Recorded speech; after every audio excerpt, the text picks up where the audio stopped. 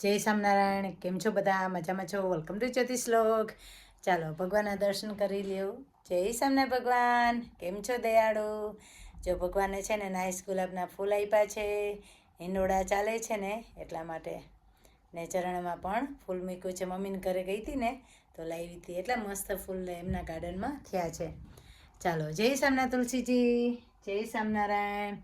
ને આજે છે ને કીર્તન પણ મસ્ત હિંડોળાનું સંભળાવ્યું છે, એ પણ તમે જોઈ લેજો. જય સ્વામિનારાયણ. હિંડોળા ચાલે છે ને તો મારા મનમાં બે કડી યાદ આવી છે, તો હું તમને એ ભજન સંભળાવી દઉં.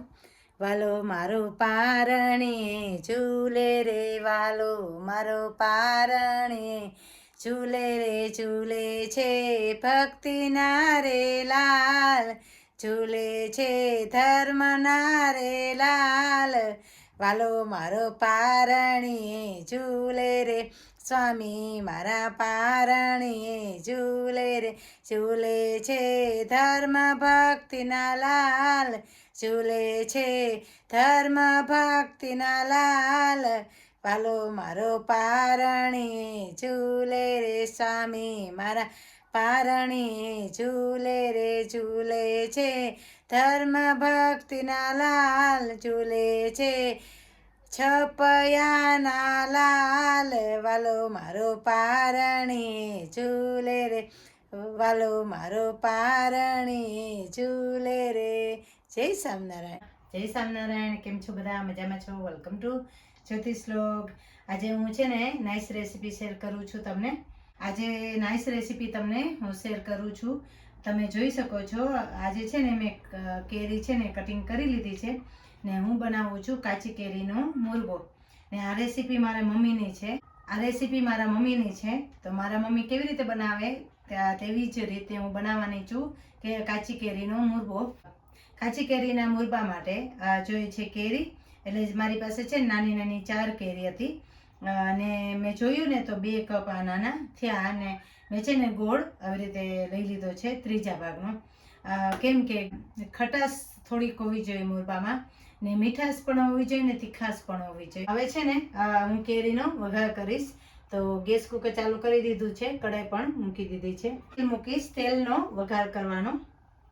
ને કાચી કેરીના વઘાર માટે તજ જોઈએ, તમાલપત્ર જોઈએ, ને લવિંગ જોઈએ, ને જીરું જોઈએ. એટલી વસ્તુ હું વઘારમાં મૂકવાની છું. હવે છે ને હું તેલ મૂકીશ. 2 ટેબલ સ્પૂન તેલ મૂક્યું. તજ મૂકીશ, લવિંગ મૂક્યા, તમાલપત્ર મૂક્યું, લાલ મરચું,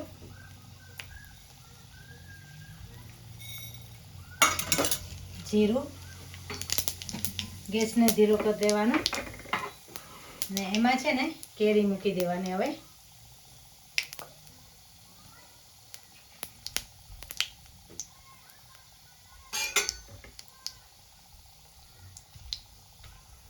હવે છે ને બ્રાઉન થઈ જાય ને એટલે કેરી મૂકી દેવાની.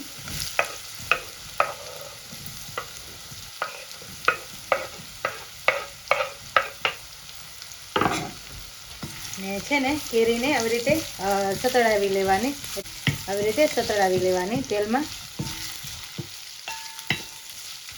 શેકી લેવાની. જો ચડવા માંડી કેરી. હવે છે ને એમાં છે ને હળદર મૂકી દઈશ, થોડું હાફ ટીસ્પૂન હળદર મૂકી.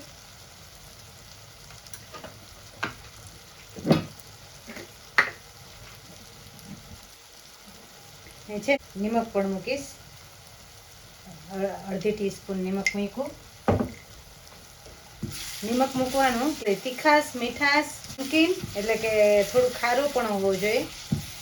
ખારો, મીઠો ને તીખો, ખારો, મીઠો, તીખો ને ખાટો, 4 સ્વાદ આવશે. તો આવી રીતે કેરીને ચોળવી લેવા, આવી રીતે શેકી લેવાની, એટલે ગળી જશે કેરી. તો ચડી ગઈ છે કેરી. હવે છે ને એમાં ગોળ મૂકી દેવાનો.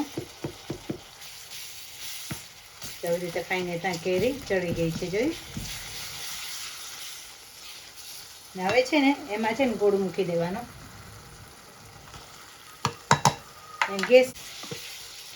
ગેસને છે ને ધીરો કરી દેવાનો. એટલે છે ને ગોળ છે ને બળી ના જાય ગેસને. સાવ ઇઝી રેસીપી છે, પ્લીઝ તમે લોકો પણ બનાવજો, મસ્ત થાય. કેરીનો મુરબો છે ને બહુ જ મસ્ત થાય. ને પછી છે ને થોડો ઠંડુ પડે ને એટલે છે ને એમાં મરચું મૂકી દેવાનું.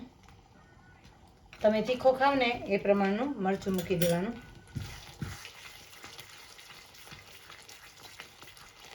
ગેસને બંધ કરી દેવાનું. જો ફાઇન રીતના ચડી ગયો છે, જોયું? જો મુરબો થવો જોઈએ તમારો.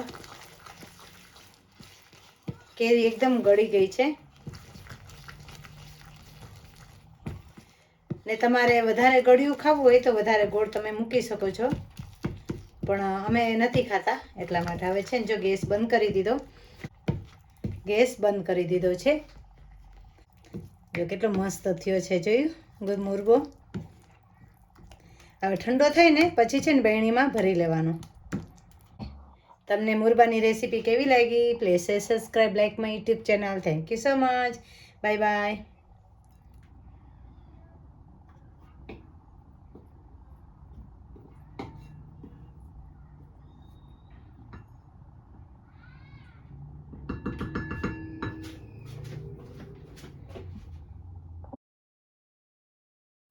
ને ઠંડુ થઈ ગયો ને પછી છે ને મેં બરણીમાં ભરી લીધો હતો.